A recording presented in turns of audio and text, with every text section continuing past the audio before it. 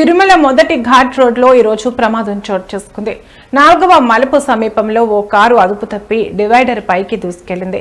Car వేగంగా ఉండటంతో డ్రైవర్కు కంట్రోల్ తప్పి డివైడర్ను కొట్టింది. ఈ ప్రమాదంలో కారులో ఉన్న భక్తులు స్వల్ప గాయాలతో బయటపడ్డారు. బాధితులు తమిళనాడు రాష్ట్రం వేలూరు ప్రాంతానికి చెందినవారు. పోలీసు అధికారులు వెంటనే సంఘటనా స్థలానికి చేరుకుని సహాయక చర్యలు చేపట్టారు.